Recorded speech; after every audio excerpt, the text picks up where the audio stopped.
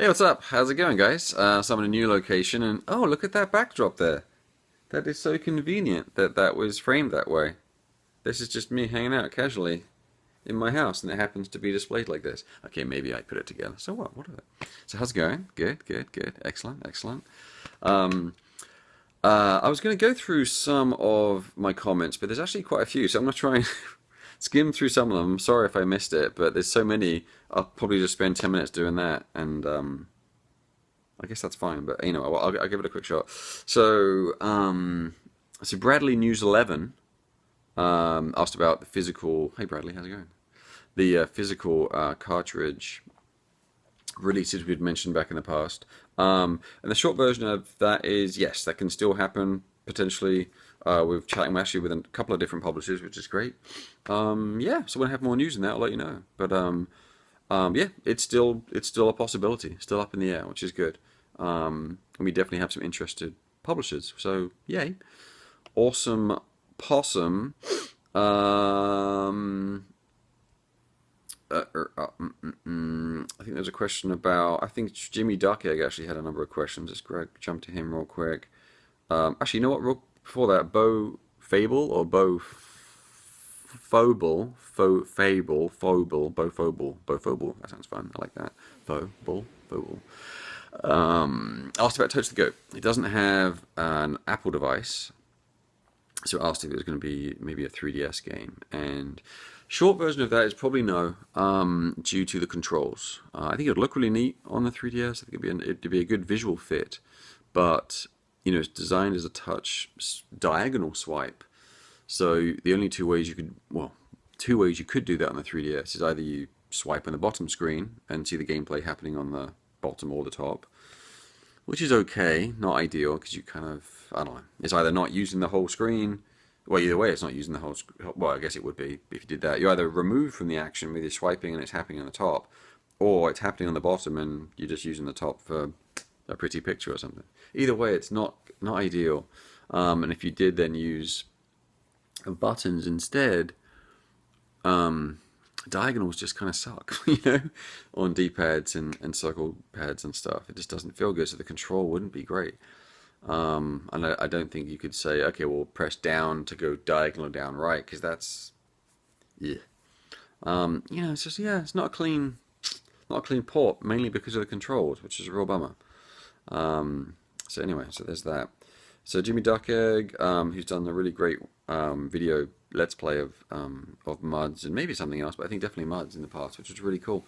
Had a few questions about the IARC, which is the International Age Rating Coalition or something. I'm not sure what the C stands for. Very fancy. They need a better acronym though, because I can never say that smoothly. It's always like IARC. Anyway, the new global age rating thing. How much easier has that made things for Europe and New Zealand and Australia? Really awesome. Really a lot easier. That has been the main. So I was going to burp there. The main obstacle for us in the past. So that's great. So that's going to help. We already have Mud Super Challenge age rated, and obviously Dementium that's already with NOE. Yeah, and moving forward, that's going to help a lot. It's going to be awesome. Another question he had was about whether we're going to release some of our old stuff that hasn't been released in Europe, whether we're going to bring that over there. And from all the ones that you mentioned, really the only one is obviously Dementium that's already been submitted, and potentially Moon Chronicles. Nothing else of our old stuff, just because it doesn't make much financial sense, unfortunately. Especially the Wii U stuff hasn't really sold much over here, so we'll sell half that amount probably in Europe based on our own historical data. So yeah, or they're just 3DS games that haven't sold well over here anyway. So yeah, no. So there's that. And I guess and finally, do you think Nintendo of Europe in any particular way are lacking behind Nintendo of America when it comes to the eShop or digital practices? I really don't know. I don't have a European 3DS. I really don't see the store to know if it's different than the one over here. But I get the impression it's pretty similar. I don't imagine it would be largely better or worse because they're basically, I don't know, very similar in structure. So I don't know. But maybe someone else can answer that. But I imagine they're very much similar. And that certainly isn't a contributing factor to us releasing stuff over there. It really has been the age rating thing in the past. Alright, so other questions on the other videos. What car is that? Looks really nice. It's a Volvo SUV XC90. Thank you very much. I quite like it. Thank you. I like it. It's nice.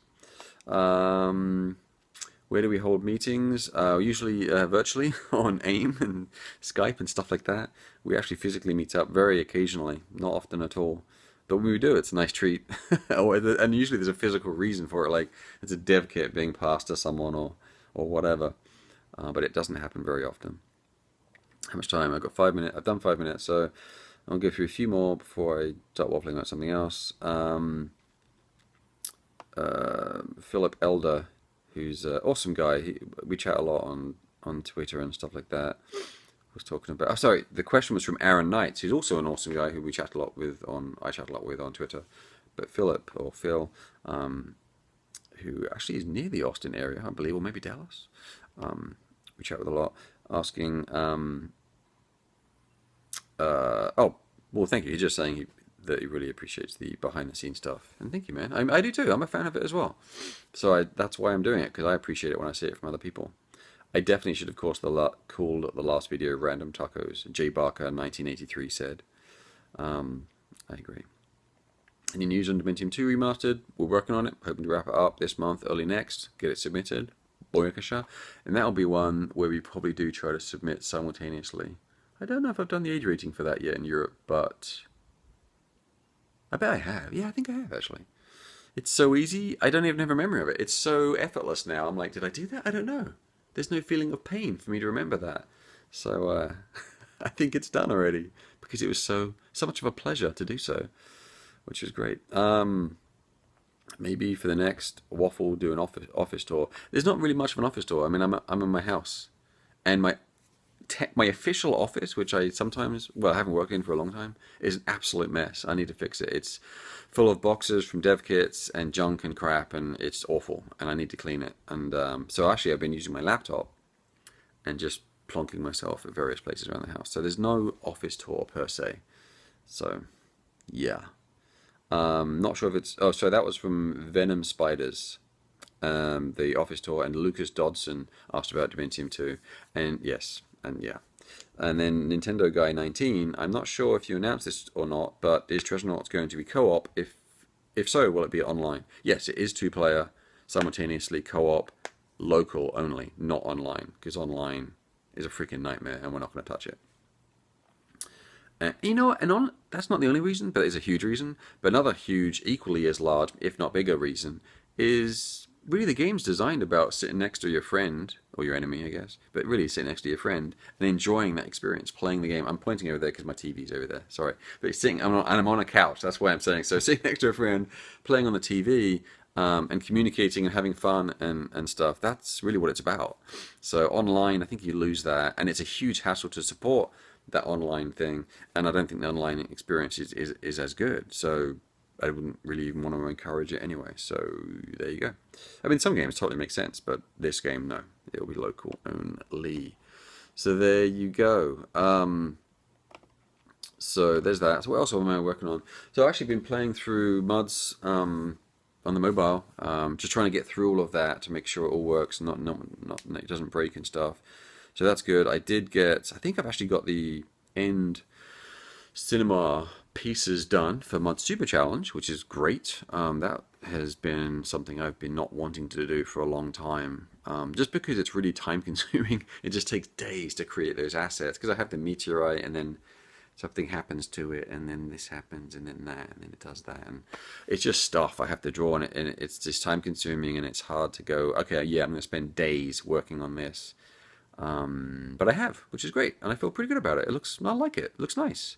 So now I'm going to, get with Matthew and figure out how to use those pieces, and we'll implement those.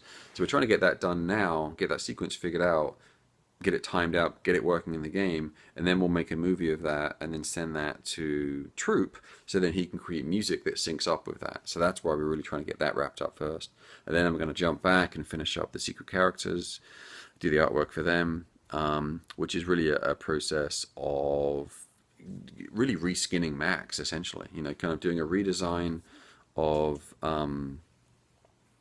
of the character, whatever it might be. And obviously, you've seen Rusty from Steam or Dig is in the game, so it's taking that character, making it look and fit in the size of Max, and then reskinning all of Max's frames to be that character. So I'm doing that for all the characters, and we have a ton. It's like 20 or something. Yeah, I think it is 20. Yeah, so a lot of work to do there, but it's fairly simple work, which is nice. It's just it's one art sheet, it's one image. I just have to draw over to do that, so it's not too bad. It's a lot of bang for the buck considering the work that's involved. And then a couple of bosses. They're in the game. They work. It's great. Just need to do the artwork to get that finished up. And I think that's it. So we're pretty close. I'm really hoping, touch wood, that we get to finish it this month. That would be fantastic. That's the main things that I'm working on right now directly. And yeah, that's about it really. So I'm gonna get back to it. So yeah, well, hope you guys have a good day. I'm gonna get back to work. And how cool is this? This is like a little arcade machine thingy. Has some games in it and stuff. It's really neat. I mean, the games are, you know, pretty basic and stuff. But it's, I really love that it's a mini arcade machine. How cool is that? Love that. It's cool. Right there. There you go. Good times. Maybe it should be right there. There we go. Perfect. Cool, guys. Well, you have a good day. Thanks for checking these out as usual. Please leave comments, and I'll try and get to that. If I missed yours, I'm sorry. Definitely feel free to repeat it in the next one, and then hopefully I'll get a chance to look at that and answer any questions you might have for the future. So thanks, guys. Have a good one, and I will see you next time.